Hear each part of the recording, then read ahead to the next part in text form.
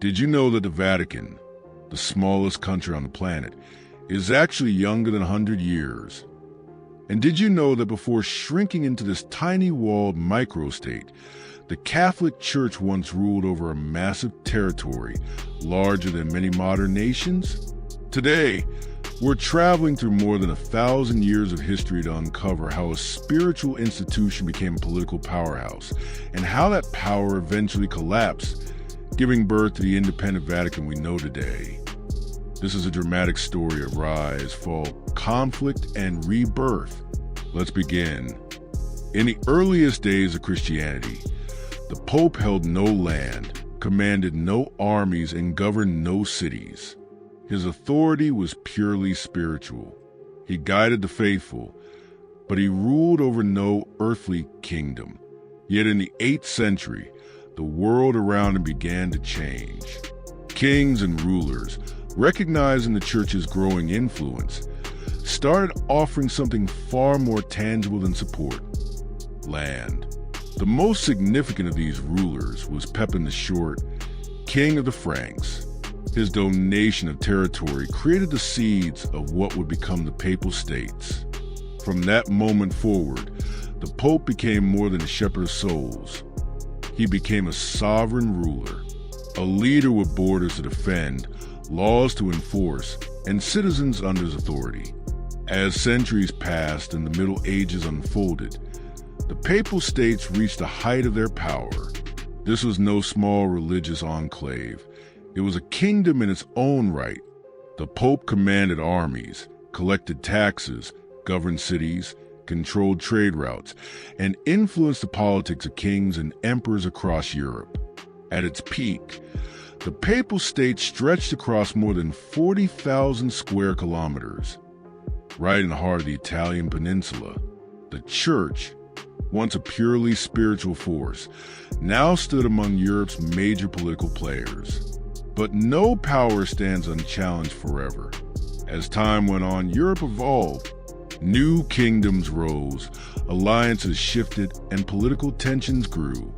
Inside the Papal States, disputes and divisions weakened the system. Outside, wars placed heavy pressure on papal authority. Bit by bit, the once solid foundation of papal rule began to crack.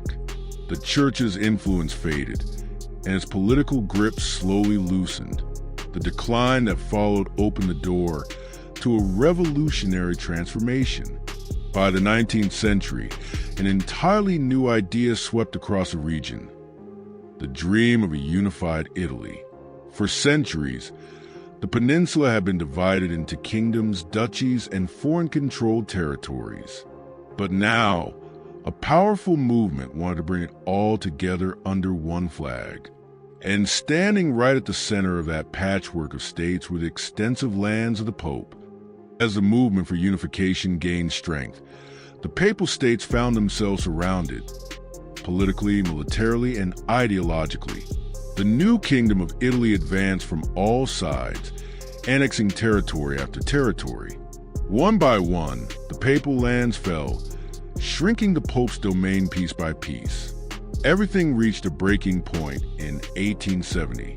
Italian troops marched into Rome, and in a single decisive moment, more than 1,000 years of papal rule came to an end. The Pope retreated behind the walls of the Vatican, declaring himself a prisoner of the Italian state. What followed was a standoff unlike anything Europe had seen, a silence that lasted nearly 60 years. No negotiations, no compromises, no progress. Italy refused to recognize papal sovereignty, and the Pope refused to set foot outside the Vatican. This stalemate became known as the Roman Question, a diplomatic Cold War between church and state.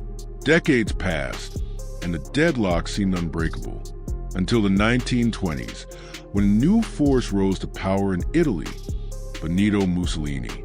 Though a dictator, Mussolini understood the political weight of the Church. Ending the conflict could grant him legitimacy, stability, and influence among the Italian people. Pope Pius XI also saw an opportunity, a chance to restore clarity and sovereignty to the Church. So behind closed doors, in secret meetings filled with tension and political maneuvering, negotiations finally began.